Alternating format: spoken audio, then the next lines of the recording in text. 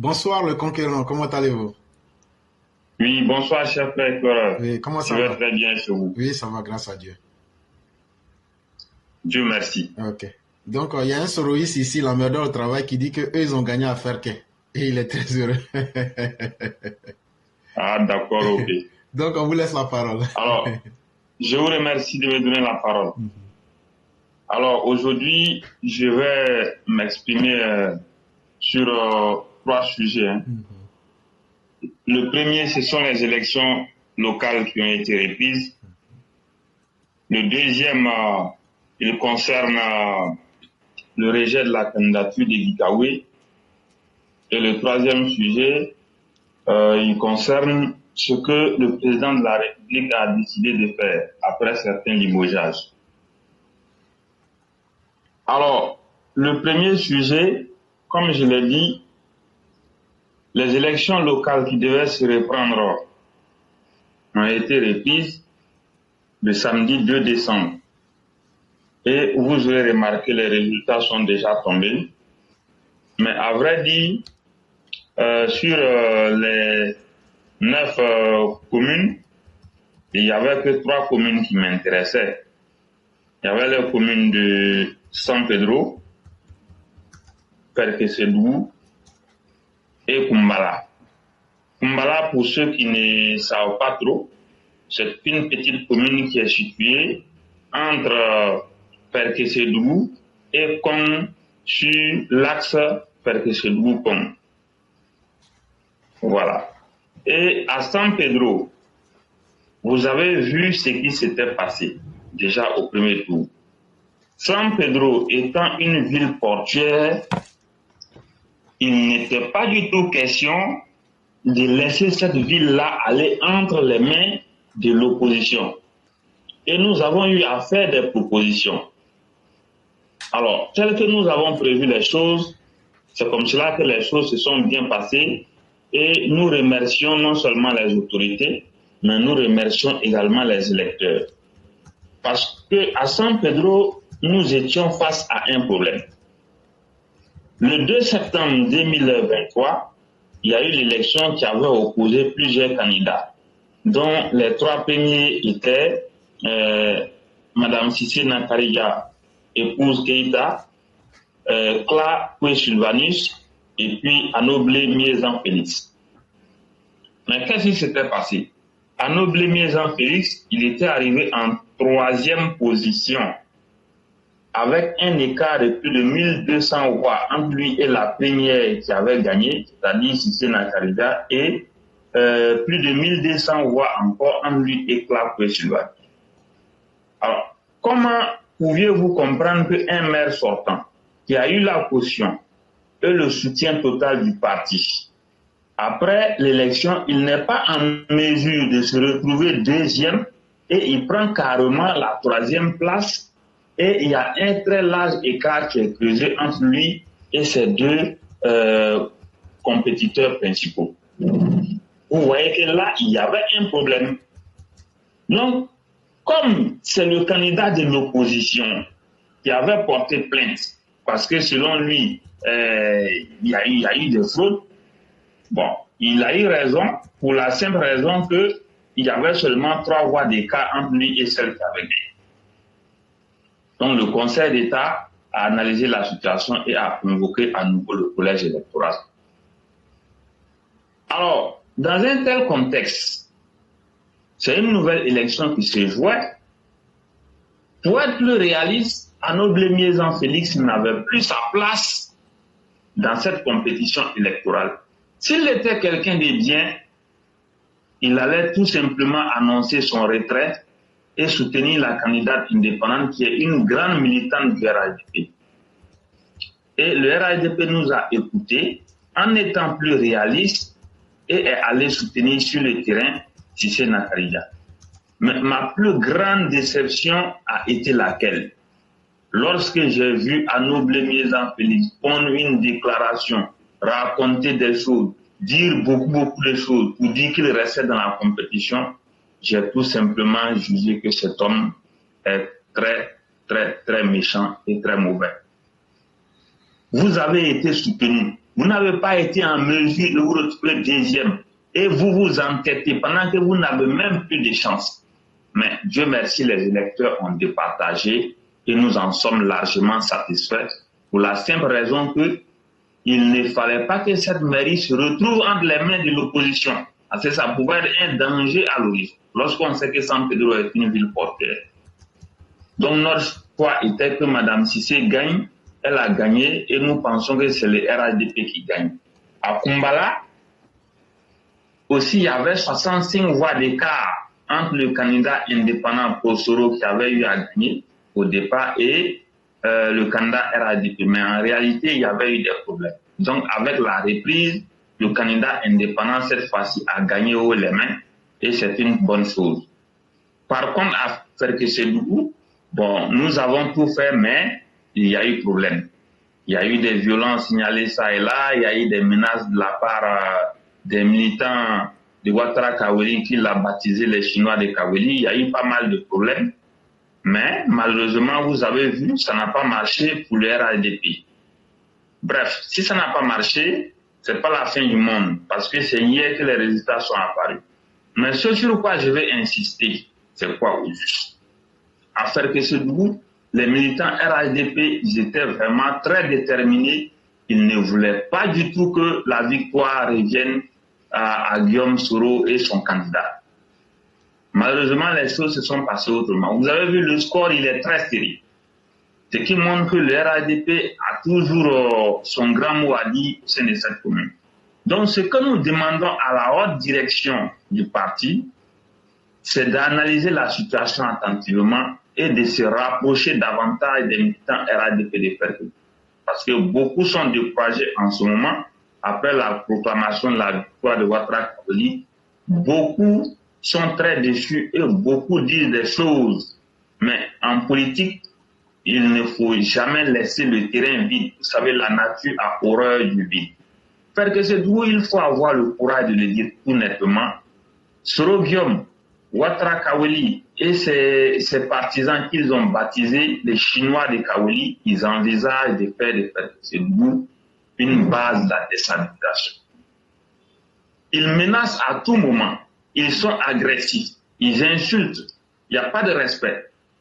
Et je peux vous dire, pour être plus clair, en réalité, ces partisans de Guillaume Soro veulent faire de Ferkessédougou le bastion de la déstabilisation. Tout ce qui leur manque, ce sont les armes. Parce que le jour des élections, ils ont eu à aller agresser verbalement des gens dans des domiciles privés. Et aujourd'hui même, on m'a signalé qu'il y a des militants GPS, les Chinois de Kaweli, qui sont allés pour agresser des militantes RHDP en ville à Ferkessédougou là-bas. Cela m'a été signalé. Vous avez vu, dans le même village Parawaka, il y a un calibre 12 qui est sorti là-bas, il y a une voiture qui a été attaquée. Ça s'est passé le jour des élections. Il y a eu plusieurs faits comme ça. Donc s'ils ont le courage de faire cela, imaginez-vous un instant s'ils ont des armes, qu'est-ce qu'ils peuvent faire avec? Donc il faut être vigilant sur la question de Ferkessédougou. Il va falloir que le gouvernement se rapproche des militants RHDP. Il faut soutenir les militants RHDP. Il faut les encadrer. Il faut être proche d'eux. Il faut maintenir la flamme militante au RHDP à Ferkessédougou. Parce que si ce n'est pas fait, qu'on laisse le terrain comme ça peut nous retomber là-dessus. Or, nous ne voulons pas que cela arrive. Donc, il va falloir que, malgré la défaite, des mots justes soient trouvés, des solutions soient trouvées pour se rapprocher davantage des militants RHDP à Ferkessédougou, pour galvaniser les militants, pour que ceux-ci restent dignes et que le terrain ne soit pas abandonné aux partisans de Kaweli ou de Guillaume. Il le faut, c'est nécessaire, parce que vous le savez, la nature a horreur du vide. Nous ne voulons pas que ce vide-là soit laissé et puis les jeunes vont tomber dans les travers. Parce que la réalité, c'est quoi? Aujourd'hui, à Ferkessédougou, c'est très facile d'abrutir les jeunes. Aujourd'hui, à Ferkessédougou, c'est très facile d'instrumentaliser les jeunes. Et le candidat Ouattara Kaweli, les sachant, il joue sa carte. Il instrumentalise les jeunes. Les jeunes aujourd'hui, il y a plein de délinquants à Ferkessédougou. Des jeunes gens ou des miettes, ils sont prêts à faire des bêtises. Et il y a plein de cas comme ça où vous allez voir que des jeunes qui sont déferqués sont arrêtés et déférés devant le tribunal à Korogo. Il y a plein de cas comme ça. Donc, il va falloir que le gouvernement trouve un plan d'urgence pour s'occuper de la jeunesse déferquée et que le RHDP soit présent sur le terrain. Je veux saluer au passage mon ami personnel, Ouattara Taïnkloma, qui en réalité est un homme qui maintient et qui a toujours maintenu la flamme militante au RHDP depuis 2018 où on avait eu à perdre jusqu'à maintenant. C'est un jeune homme qui fait beaucoup. Il fait de son mieux. C'est lui-même qui a tout fait pour qu'aujourd'hui le score soit amélioré à ce niveau. Parce qu'en 2018, le RHDP avait obtenu un peu plus de 30%. Ouattara Kaouli avait gagné avec un peu plus de 60% en 2010. Mais aujourd'hui, si les forces se tiennent à tel point que le résultat est très serré, il faut rendre à César ce qui est à César. Il y a un homme qui est toujours présent sur le terrain, qui est soutenu par les autorités sur le terrain. C'est Ouattara Taïnkloma. Ce jeune homme fait beaucoup. Lui-même natif de Perkessedou, originaire de Perkessedou. Il fait beaucoup pour la ville. Donc, il va falloir que les cadres se rapprochent davantage de lui pour le soutenir dans ses actions sociales, dans ses actions de développement, dans ses actions de proximité. Il ne faut pas laisser Perkessedou entre les mains de l'opposition. Sinon, ce n'est pas bon. Bon, le premier sujet, compte tenu de l'importance, je suis déjà à 11 minutes 43 secondes. Est-ce que je dois continuer ou j'arrête, éclaireur? Si vous pouvez être bref et pouvoir l'évoquer rapidement, ça peut passer. D'accord. Le deuxième sujet, vous avez vu au PDC-RDA, ce parti moribond, sectaire, qui vient d'envoyer un désaveu très cinglant à Maurice Kakou-Gikawe après plusieurs décennies de militantisme. Pour la simple raison, tout simplement, il faut le dire clairement et nettement qu'il n'est pas baoulé. C'est cela. L'homme a tout fait. La raison qu'on évoque, le contrôle judiciaire, reste le contrôle judiciaire. Gikawe a été emprisonné, mais il n'a pas été jugé et condamné. D'ailleurs, en 2021, il a été candidat pour le compte du PDC-RDA et il a gagné, il est député. S'il avait été jugé et condamné, il n'allait même pas pouvoir faire acte de candidature, ou bien s'il avait fait acte de candidature pour un poste sélectif, son dossier allait être rejeté tout simplement. Pour vous dire que son casier judiciaire est vierge. Malgré tout, vous avez vu que ces gens du PDC-RDA, en complicité avec Tidjane Thiam, ils ont décidé tout simplement de rejeter sa candidature. Et pourtant, Tidjane Thiam lui-même, il ne remplissait pas les critères qui stipulaient qu'il fallait 10 ans au sein du bureau politique. Tout le monde sait, le PDC-RDA a tordu le cou à la loi pour faire ce qu'il veut.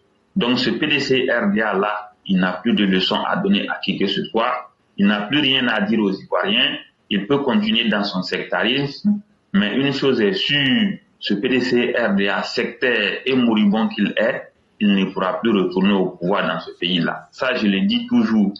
N'en déplaise à qui veut l'entendre, le PDC-RDA ne retournera plus au pouvoir en Côte d'Ivoire ici. Ce n'est plus possible.